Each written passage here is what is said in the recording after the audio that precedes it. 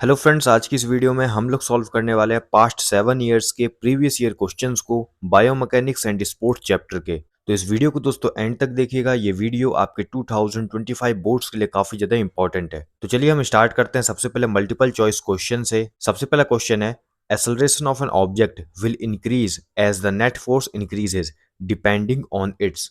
Option हमारे पास दिया गया है डेंसिटी, मास, शेप और वॉल्यूम। तो इसका करेक्ट आंसर होगा दोस्तों हमारा option number B, mass.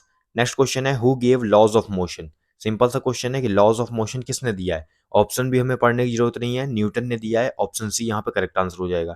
Next question है, which law among the given ones is known as the first law of motion. मतलब हमारे पास ऑप्शंस में कुछ अलग अलग लॉ के नेम्स दिए गए हैं, तो इनमें से कौन सा फर्स्ट लॉ ऑफ मोशन को बोला जाता है, ये बोला जा रहा है। Law of inertia first law of motion होता है। ऑप्शन ए यहाँ पे करेक्ट आंसर हो जाएगा।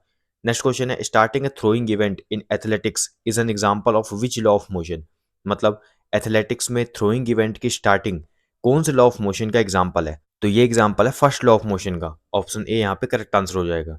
नेक्स्ट क्वेश्चन है, जो कि एक असर्शन एंड रीजन का क्वेश्चन है। यहाँ पर हमारे पास दिया गया है assertion, a change in the acceleration of an object is directly proportional to the force producing it and inversely proportional to its mass. और रीजन दिया गया है, lighter mass will travel at a faster speed. Options हमारे पास दिए गए हैं। इसका जो करेक्ट आंसर होगा वो होगा हमारा option number B, both assertion and reason are true and reason is the correct explanation of assertion.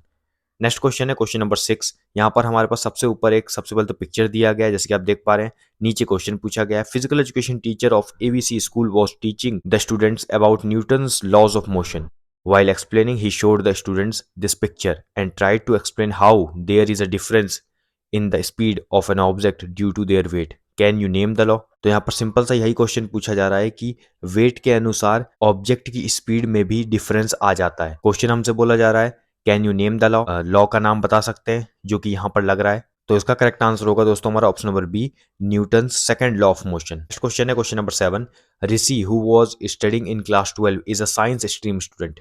During his physical education class, he got confused how Newton's laws of motion are useful in sports and how they can be applied in sports. But his teacher explained these laws with help of examples from sports, which proved to be very helpful for him. Swimming is the best example of which law of motion? तो यहाँ पर दोस्तों simple से यही बोला जा रहा है कि ऋषि जो है वो क्लास 12 साइंस स्ट्रीम स्टूडेंट है। अपने फिजिकल एजुकेशन क्लास के दौरान वो स्पोर्ट्स में न्यूटन लॉज ऑफ मोशन किस तरीके से अप्लाई होते हैं इस चीज़ को लेकर कंफ्यूज हो जाता है। वो अपने टीचर से इस चीज़ के बारे में पूछता है। उसके टीचर न्यूटन के लॉज को स्पोर्ट्स के अंदर एग्जाम्पल्स के थ्रू समझाने की कोशिश करते हैं। उसके बाद हमसे नीचे क्वेश्चन पूछा गया है कि स्विमिंग जो है वो कौन से लॉ ऑफ मोशन का बेस्ट एग्जाम्पल है। तो इसका करेक्ट आंसर होगा दोस्तों हमारा option number C, law of reaction. Question है, the law of acceleration is also known as. मतलब लॉ ऑफ एक्सेलरेशन को और किस नाम से जाना जाता है। तो लॉ ऑफ एक्सेलरेशन को लॉ ऑफ मोमेंटम के नाम से भी जाना जाता है। तो ऑप्शन सी यहाँ पे करेक्ट आंसर हो जाएगा।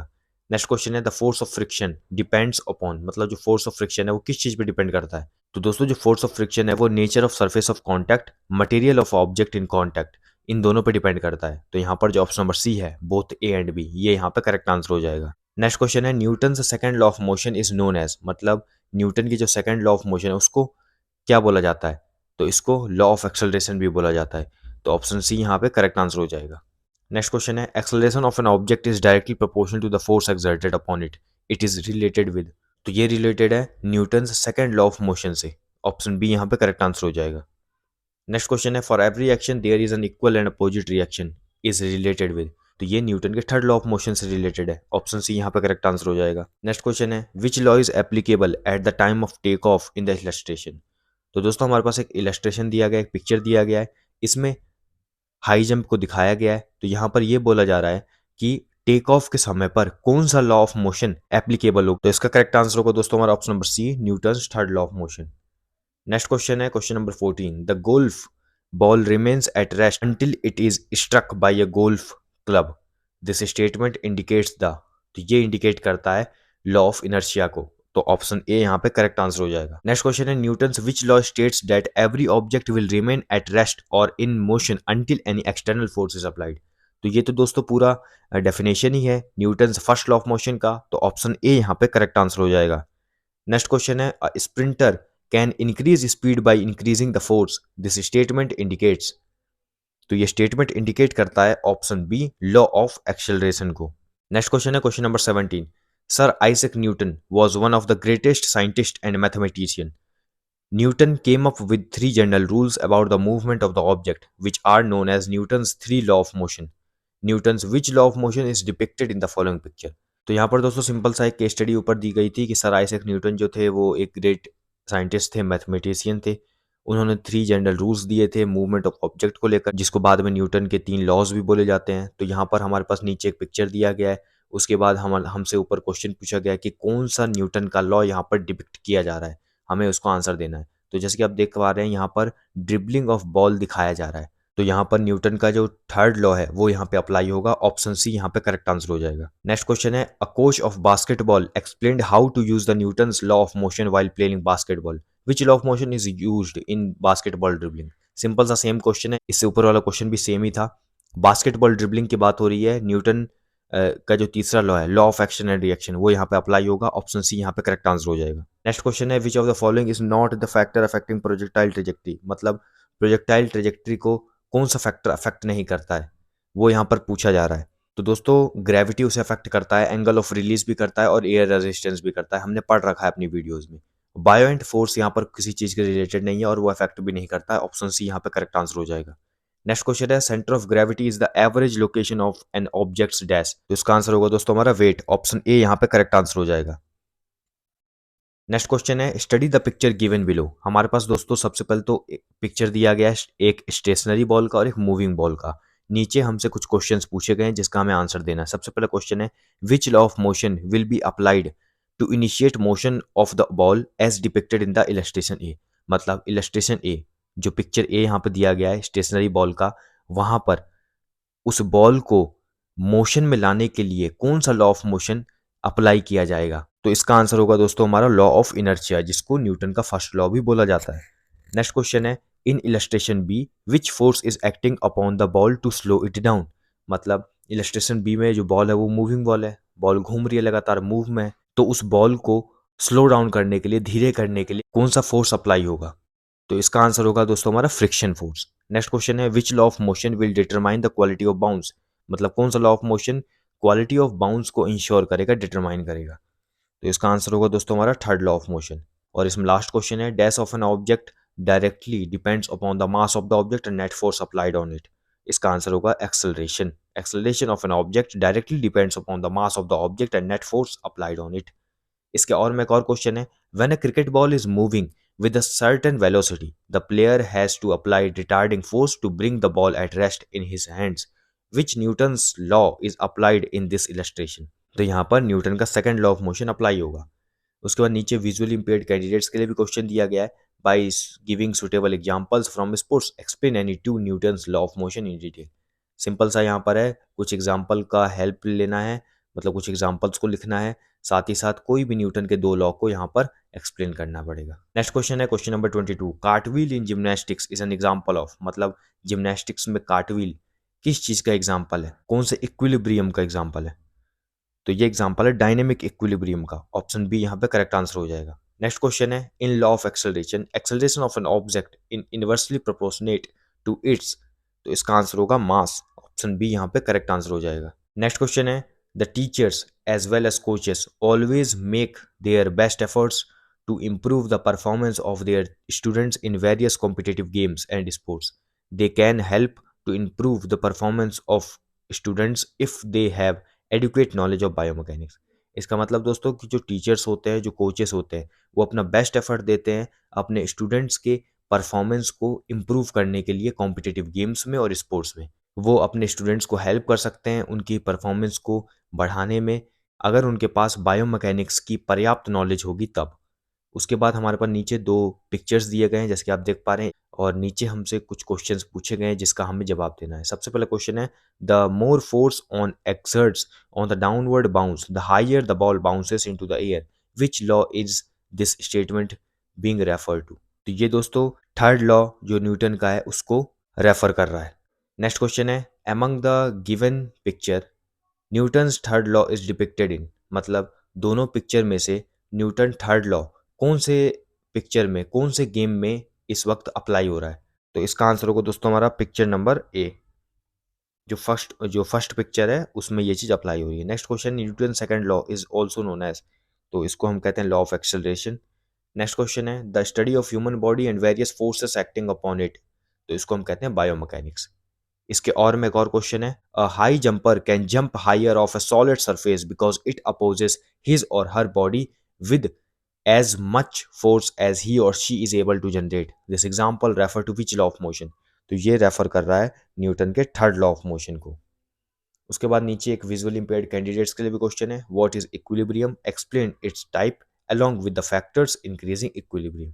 मतलब इक्विलिब्रियम क्या होता है उसको एक्सप्लेन करना है, इक्विलिब्रियम के जो टाइप्स है उसको यहाँ पर एक्सप्लेन करना है, और कौन कौन से फैक्टर्स इक्विलिब्रियम को इंक्रीज करने में हेल्प करते हैं वो भी यहाँ पे बताना पड़ेगा। नेक्स्ट क्वेश्चन है question number 25, the friction force acts in an dash direction to the direction of motion of an object, तो इसका आंसर होगा दोस्तों हमारा option number A, opposite. Next question है question number 26, identify the given below.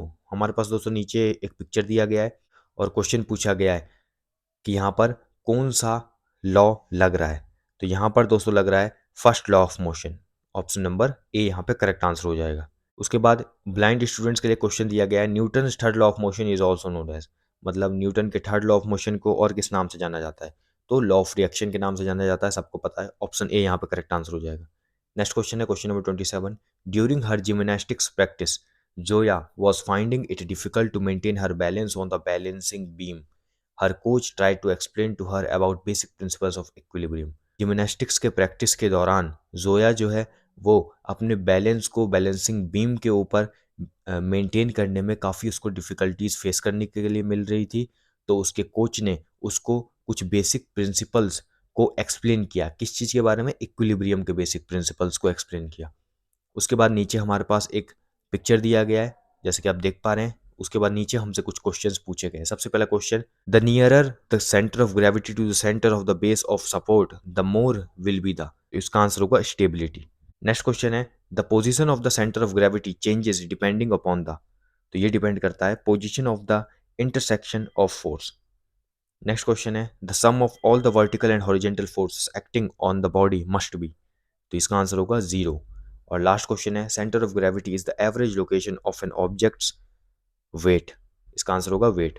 इसके और में एक और क्वेश्चन है, when the sum of force acting upon the object and sum of the movement acting upon the body is both equal to 0 then the body is said to be in, इसका answer होगा equilibrium। और last question है, identify the factor which decreases equilibrium, मतलब कौन सा factor है जो कि इक्विलिब्रियम को डिक्रीज करता है।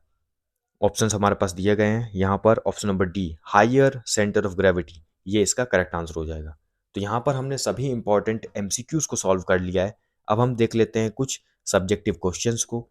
सबसे पहला क्वेश्चन है, explain the various factors affecting projectile trajectory, मतलब यहाँ पर हमें कुछ फैक्टर्स को एक्सप्लेन करना है जो कि प्रोजेक्टाइल की ट्रेजेक्ट्री को अफेक्ट करते हैं। 3 मार्क्स का क्वेश्चन है, उसी के अकॉर्डिंग हमें करना है। यहाँ पर मैंने हैंड रिटन चीज़ें नहीं लिखी है क्योंकि सिंपल सिंपल क्वेश्चन है, आप आराम से एक्सप्लेन कर सकते हैं, तो ये चीज़ आप खुद से करने का ट्राई कीजिएगा।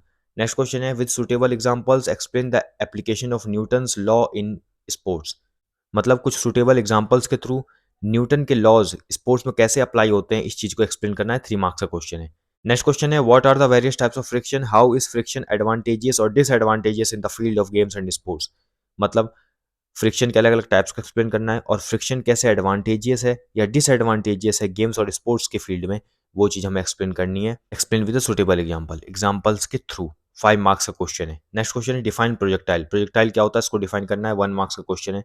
नेक्स्ट क्वेश्चन है, define friction in sports, friction sports में क्या होता है इसको पूरा डिफाइन करना है। 5 मार्क्स का क्वेश्चन है। सबसे पहले फ्रिक्शन होता क्या है उसको लिखना है, वेरियस टाइप्स लिखने हैं, एडवांटेज डिसएडवांटेज ये सब चीज़ें आप यहाँ पर लिख सकते हैं एग्जाम्पल्स के थ्रू। 5 मार्क्स का क्वेश्चन है। नेक्स्ट क्वेश्चन है, state Newton's law of motion and explain their implication in sports of your choice, मतलब न्यूटन के जो लॉज हैं उनको यहाँ पर एक्सप्लेन करना है, लिखना है, और उनका स्पोर्ट्स में क्या इम्प्लीकेशन है उसको यहाँ पर हमें लिखना पड़ेगा। 3 मार्क्स का क्वेश्चन है। नेक्स्ट क्वेश्चन है, define projectile and explain any 2 factors affecting projectile with the help of examples from sports, projectile क्या होता है इसको डिफाइन करना है, कौन कौन से फैक्टर्स है जो कि प्रोजेक्टाइल की ट्रेजेक्ट्री को अफेक्ट करते हैं, कोई भी 2 फैक्टर को यहाँ पर एक्सप्लेन करना है एग्जाम्पल्स के थ्रू। 5 मार्क्स का क्वेश्चन है। नेक्स्ट क्वेश्चन है, what is friction, right the advantages and disadvantages of friction by giving suitable examples from sports. 5 marks का क्वेश्चन है। फ्रिक्शन क्या होता है इसको लिखना है, एडवांटेजेस लिखने हैं, डिसएडवांटेजेस लिखने हैं फ्रिक्शन के, और एग्जाम्पल्स के थ्रू यहाँ पर हमें इसको एक्सप्लेन करना है। नेक्स्ट क्वेश्चन है, with the help of suitable examples discuss the application of Newton's law of motion in sports. मतलब सुटेबल एग्जांपल्स के थ्रू न्यूटन के लॉज ऑफ मोशन का स्पोर्ट्स में क्या एप्लीकेशन है, इसको एक्सप्लेन करना है। 5 मार्क्स का क्वेश्चन है, बहुत बार क्वेश्चन रिपीट हो चुका है। नेक्स्ट क्वेश्चन है, describe the second class lever with suitable examples from sports. Second class lever क्या होता है इसको एक्सप्लेन करना है। स्पोर्ट्स में क्या सुटेबल एग्जांपल्स हो सकते हैं इसके, इसको यहाँ पर एक्सप्लेन करना है। 2 मार्क्स का क्वेश्चन है। नेक्स्ट क्वेश्चन है, mention any 2 types of friction by giving suitable examples from sports. कोई भी 2 टाइप्स ऑफ फ्रिक्शन को एक्सप्लेन करना है, स्पोर्ट्स में क्या उसके सुटेबल एग्जांपल्स हो सकते हैं, वो यहाँ पर एक लिखना पड़ेगा। 2 मार्क्स का क्वेश्चन है। और लास्ट क्वेश्चन है, what do you understand by projectile trajectory, explain the factors affecting projectile trajectory in sports. Projectile trajectory से आप क्या समझते हैं उसको लिखना है। कौन कौन से फैक्टर्स हैं जो कि प्रोजेक्टाइल की ट्रेजेक्टरी को अफेक्ट करते हैं स्पोर्ट्स के अंदर। 5 मार्क्स का क्वेश्चन है। तो यहाँ पर दोस्तों हमने सभी इंपॉर्टेंट प्रीवियस ईयर क्वेश्चंस को सॉल्व कर लिया है बायोमैकेनिक्स एंड स्पोर्ट्स चैप्टर के। अगर आपको ये वीडियो हेल्पफुल लगी है तो आप इस वीडियो को अपने और भी दोस्तों तक शेयर कीजिए।